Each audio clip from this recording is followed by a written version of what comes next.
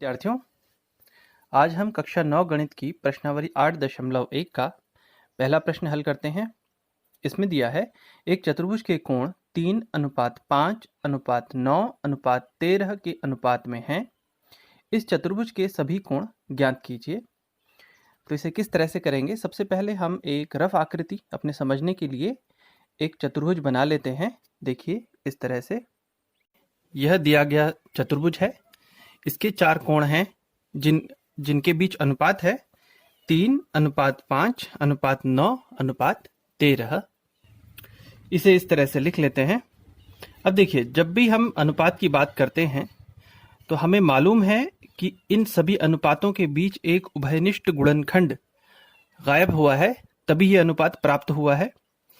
और अगर हमें वह उभयनिष्ठ गुणनखंड पता चल जाए तो हम उनकी इन अनुपातों से गुणा करेंगे और हमें वास्तविक कोण का मान प्राप्त हो जाएगा। तो मान लेते हैं यह उभयनिष्ठ गुणनखंड A है, अथवा आप X भी कह सकते हैं। तो इसे हमने A मान लिया। अतः कोण क्या हो जाएंगे? अतः कोण होंगे 3 की इस उभयनिष्ठ गुणनखंड से आप गुणा करते हैं 3A। इस चतुर्भुज का एक कोण होगा 3A। 5 की A से गुणा कर लेते हैं, एक कोण होगा 5A। 9 की A से गुणा कर लेते हैं, एक कोण होगा 9A। और अंतिम चौथा कोण होगा 13A तथा 13A। इस तरह से हमें चतुर्भुज के चारों कोण प्राप्त हो चुके हैं, 3A, 5A, 9A तथा 13A। और हम जानते हैं चतुर्भुज के चारों अंतः कोणों को जोड़ने पर 360 प्राप्त होता है। तो हम इन चारों को जोड़कर 360 के बराबर रख लेते हैं इस तरह से। अब देखिए, इन्हें जोड़ लेते हैं। ये आ जाता है 5 और 3 8, 9 17, 17 और 13 मिलाकर होता है 30A, जो कि 360 अंश के बराबर है। अब हम A का मान प्राप्त कर लेते हैं। 360 बटा ये 30 भाग में चला जाएगा।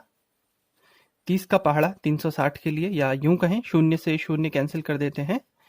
3 एकम 3, 3 दूना 6, 12। यहाँ A का मान 12 है, लेकिन ध्यान रहे A उत्तर नहीं है, उत्तर है हमें ये कोण प्राप्त करने पड़ेंगे जो हमने यहाँ लिखे हुए हैं। तो अतः कोण हो जाएंगे, इनकी गुणा कर लेते हैं।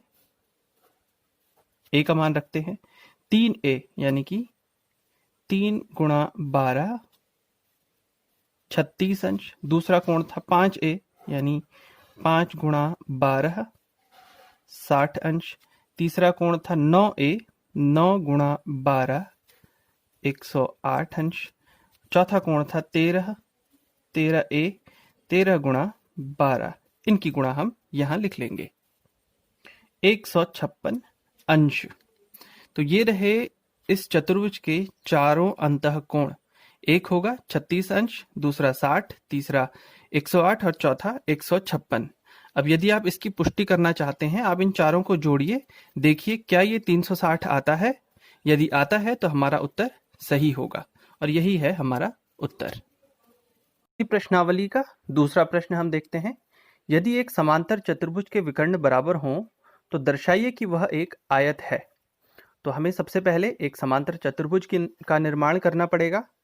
और देखें, ABCD एक समांतर चतुर्भुज है। इसमें हम सबसे पहले मान लेते हैं ABCD एक समांतर चतुर्भुज है, और हमें दिया है कि यदि इसके विकर्ण बराबर हों, यानी AC और BD अगर बराबर हैं, तो हमें अब यह सिद्ध करना है कि यह एक आयत होगा। देखिए, आयत होने का मतलब क्या होता है? आमने सामने की भुजाएं बराबर होंगी। AB CD के बराबर होगा तथा AD BC के बराबर होगा। दूसरी जानकारी, प्रत्येक अंतः कोण समकोण होगा। इतना हमें दिखाना पड़ेगा, तो ये सिद्ध हो जाएगा कि ABCD एक समान आयत है। देखिए किस तरह से इसे हल करते हैं। और साथ ही, क्योंकि ये तो हमें मालूम ही है कि यह एक समांतर चतुर्भुज है, तो पहली बात तो अपने आप ही सिद्ध हो जाती है। वो क्या? कि आमने सामने की भुजाएं बराबर हैं, ABCD के बराबर है। क्योंकि ये समांतर चतुर्भुज है, ये दिया हुआ है, ADBC बराबर होंगे। बस हमारे लिए एक ही काम है कि हम किसी तरह से प्रत्येक अंतःकोण को समकोण सिद्ध कर दें।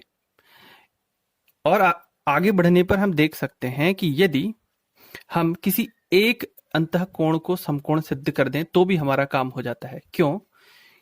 क्योंकि ये एक समांतर चतुर्भुज है। समांतर चतुर्भुज में सम्मुख कोण बराबर होते हैं। यानी यदि हम किसी तरह से कोण A को समकोण सिद्ध कर देंगे तो A के सम्मुख कोण कौन है? C। ये भी समकोण स्वतः हो जाएगा क्योंकि समांतर चतुर्भुज के सम्मुख कोण बराबर होते हैं। और आसन्न कोणों का योग 180 होता है, ये भी हम जानते हैं। तो यदि यह 90 हुआ तो यह भी 90 हो जाएगा। और इसके सम्मुख कोण, कोण B, यह भी 90 हो जाएगा, समकोण हो जाएगा। अर्थात चारों ही कोण समकोण बन जाएंगे यदि हम किसी तरह से किसी एक कोण को समकोण सिद्ध कर पाए। तो देखें इसे किस तरह से हम कर सकते हैं। सबसे पहले तो हम दी हुई जानकारियों को एकत्र कर लेते हैं। जैसा ABCD एक समांतर चतुर्भुज है, यह हमें मालूम है, तो इसका अर्थ निकलता है क्या कि AB और CD बराबर हैं, AD और BC बराबर होंगे। इन्हें हम लिख लेते हैं। AC तथा BD बराबर हैं, विकर्ण बराबर हैं, ऐसा दिया हुआ था, तो इस जानकारी को भी लिख लेते हैं। देखिए त्रिभुज DAC जो इस तरफ बना हुआ है तथा CBA, ये दो त्रिभुज आपको अलग अलग दिखाई दे रहे होंगे। यदि नहीं दिखाई दे रहे हैं, चलिए मैं इसे छायांकित कर देता हूं और अधिक स्पष्ट दिखाई दें, ताकि ये रहा त्रिभुज DAB। इसमें थोड़ी त्रुटि हो गई थी, इसे हमने ठीक कर लिया है। बात कर रहे हैं त्रिभुज DAB की, जो कि अभी छायांकित किया है। तथा दूसरा त्रिभुज है CBA, इसे भी कर देते हैं। देखिए ये है त्रिभुज CBA। अब देखिए इन दोनों ही त्रिभुजों में सबसे पहले तो AD और BC बराबर है। क्यों? क्योंकि समांतर चतुर्भुज की सम्मुख भुजाएं हैं, ये बराबर होती हैं। दूसरा AB AB के बराबर होगा क्योंकि ये उभयनिष्ठ भुजा है, दोनों ही त्रिभुजों में मौजूद है। तीसरी जानकारी है ये, देखिए विकर्ण हमें बराबर पहले से दिए हैं, AC और BD बराबर हैं। यानी हमारे पास दो त्रिभुज ऐसे हैं जिनकी तीनों ही भुजाएं आपस में बराबर हैं। ऐसी स्थिति में दो त्रिभुज सर्वांग सम होते हैं, भुजा भुजा भुजा, यानी SSS सर्वांग समता कसौटी से। इन बातों को हमने लिख लिया है। तो SSS सर्वांग समता कसौटी से देखिए DAB, त्रिभुज DAB त्रिभुज CBA के सर्वांग सम होगा। अब देखें सर्वांग सम होने से क्या फायदा हुआ हमें। हम देख सकते हैं कोण A के संगत कौन है। याद देखें कोण DAB कोण DAB के संगत कोण कौन है? DAB के संगत CBA होगा, कोण CBA। अब देखें संगत हैं तो ये बराबर भी होंगे, ये CPCT नियम कहता है। कोण DAB बराबर कोण CBA, ये दो कोण आपस में बराबर होने चाहिए CPCT नियम से। अब क्या देखने को मिला, देखिए ये दोनों कोण हो गए हैं बराबर। अब हम जानते हैं कि समांतर चतुर्भुज में आसन्न कोणों का योग 180 अंश होता है, यानी इन दोनों को जोड़कर 180 प्राप्त होगा। ये हमने लिख लिया है क्या कि इन दोनों कोणों का योग 180 अंश होगा। ये क्यों हुआ? क्योंकि ABCD एक समांतर चतुर्भुज है। अच्छा देखिए इसे हम x मान लेते हैं, जो इसको नाम दिया है वो x हमने माना हुआ है, हालांकि ये दोनों बराबर हैं, ये ठीक है। अब देखिए यदि ये x हो गया, ये भी x हो गया, दोनों को जोड़कर आता है 180। 2x अगर 180 होता है तो x हो जाता है 180/2 यानी कि 90। यानी कि यह कोण भी 90 है और ये भी कोण 90 प्राप्त हुआ है, समकोण। ये अगर समकोण है, ये अगर समकोण है तो निश्चित तौर पर इसके सम्मुख कोण ये भी 90 हो जाएगा, ये भी 90 हो जाएगा। अर्थात इस समांतर चतुर्भुज के चारों अंतःकोण समकोण है। और ये हमने शुरू में ही बात की थी कि अगर किसी समांतर चतुर्भुज के चारों अंतःकोण समकोण हो जाए तो वह एक आयत होगा। तो इस तरह से हम इसे लिख सकते हैं और ये प्रश्न हल हुआ।